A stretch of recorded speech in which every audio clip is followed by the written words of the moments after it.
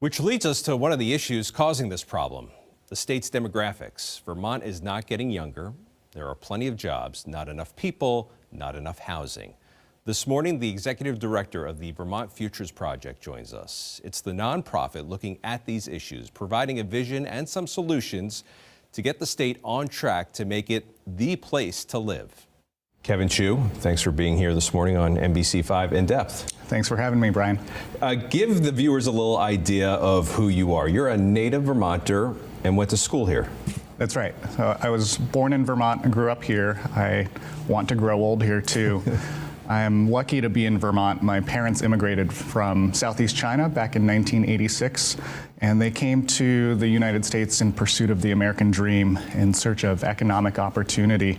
They had one social connection, which is my aunt, who married an American. They happen to have a home here in Vermont, and that's how my parents ended up here. And I feel lucky that they came to Vermont of all places, because what they found was something even better, the Vermont dream. A community of people that really cared and wanted to support their success, and they were able to raise 3 boys, put them through college, buy a home. And the work that I do now is inspired by their story, to honor their legacy, to make sure that Vermont continues to be a place of opportunity, not only today, but moving forward into the future too. Yeah, share with the viewers what the Vermont Futures Project is. Certainly. So the Vermont Futures Project, we're a nonpartisan, nonprofit organization focused on economic research and education. We're the Vermont Chamber of Commerce Foundation organization, and the core idea is that the research and the data helps to inform policy to help shape the future of Vermont. We all know we have a demographics problem here in the state, not enough people, not enough housing. What have you figured out here? Demographics is the root of many of the challenges we're facing, whether it's education, finance, property taxes, healthcare, cost of living, and affordability. When we take a look at the demographic mix of who is here by age distribution, we see that Vermont is one of the oldest states in the country by median age. And what that means is our workforce is shrinking, our tax base is shrinking, and we're relying on the workforce to be able to provide for the young and the old, and that is becoming an increasingly out of balance equation. When we talk about the project, you talk about this 802,000 people in Vermont by 2035. That's 135,000 people over the next decade. Is that a goal, and is that possible? It's an aspirational target. Yeah. I do think it's possible. One of the things that gives me hope in my work is there is a lot of demand for Vermont. So less than a decade ago, as a state, we had a very different situation, which is young people were leaving, and we actually launched a relocation incentive to try to increase demand for Vermont, to get people interested in moving here. Today, people want to be here. That's actually a much better position to be in as a state, and we need to be able to step up to that challenge and meet that demand. And that certainly means increasing the housing stock to be able to attract and retain young talent to the state of Vermont. I went and saw you speak this week to a group in the Northeast Kingdom, and you spoke and gave a presentation for about 20 minutes. Then you took some questions, and one of the questions that I was intrigued was the people versus housing argument. It was kind of like, as this person put it, the chicken versus the egg. What comes first? So what does come first? Because if people want to be here, but there's nowhere to house yourself, what comes first in this equation? It can feel like a tricky and overwhelming situation, and we have to be able to do both simultaneously, but there are creative solutions to be able to get unstuck from the chicken or the egg scenario. Yeah.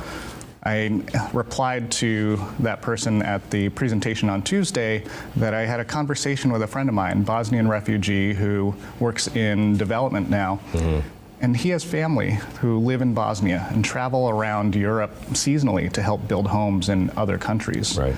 Now, we think about the Vermont workforce, and there are temporary and seasonal employees in other industries, whether that's healthcare, recreation. We can use similar strategies to attract some surge workforce to get us unstuck, to help build some of the new homes that we need. And I'm also inspired and encouraged by some of the existing capacity that is in our communities. Many towns in Vermont have fewer people today than they used to in the past, meaning there's latent capacity. So if we can create a bit more housing stock to return healthy mobility to the housing market, it actually might free up some of the existing capacity that's currently stuck. And when you present those numbers to people, when you talk about the less people in those towns, you're talking about not so much Chittenden County where things can kind of continue to boom, but we're talking about St. Johnsbury, where you were the other night, and places smaller in population. That's right. So growth has happened in Vermont, but it hasn't happened equally. Right. And as I mentioned, many towns have depopulated. So if we were just to try to restore every town back to its historical peak population, that would add over 70,000 Vermonters to the state.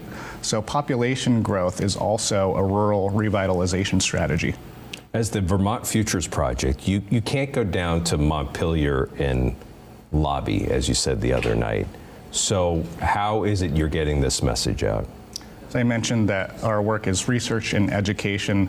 So the data that we produce, I share with anyone and everyone. I can certainly provide it to legislators as a resource. I also connect with local leaders, whether that's select boards, development review board members, to make sure that as we're having difficult conversations and seeking solutions, that data is part of that conversation. You say Vermont needs more people need Vermont. Are Vermonters, the people who've been here, grew up here, are they receptive to the idea of adding another 135,000 people over the next 10 years? 2 years ago, I sponsored a question in the Vermonter poll, and I asked, are you supportive of increasing Vermont's population to strengthen its workforce? Right. 49% of respondents said yes, 38% said no, and 13% were unsure. So there are more people that say yes than no.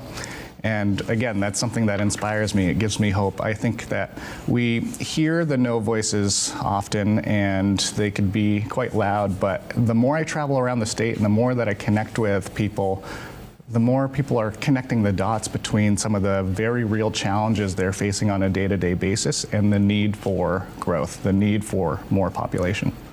To get that growth, what's the most essential thing that needs to turn the tide here in this state? Housing. Yeah. We need to have the physical capacity to be able to grow our population, and we need to create conditions that make it easier to build more housing very rapidly. What can Vermonters do, everyday Vermonters, what can they do to be a part of the conversation about this movement to get more people to come here? I'll reframe the 802,000 goal in terms of annual growth. Yeah. So if we were to grow our population by just 2% per year for the next decade, yeah, we would get to that target.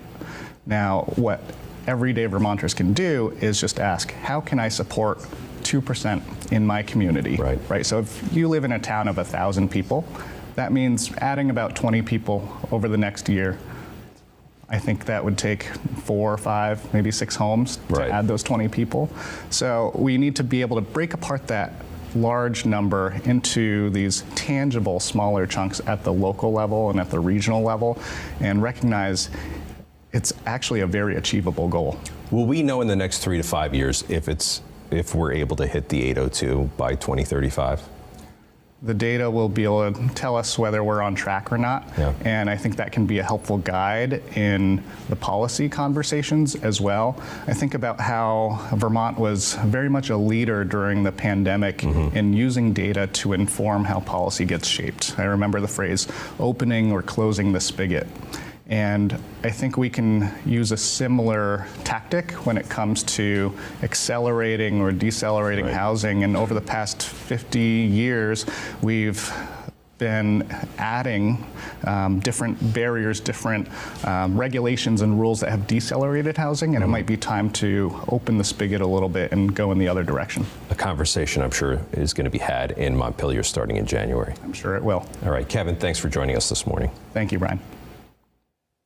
To learn more about the Vermont Futures Project, you can visit their website, vtfuturesproject.org.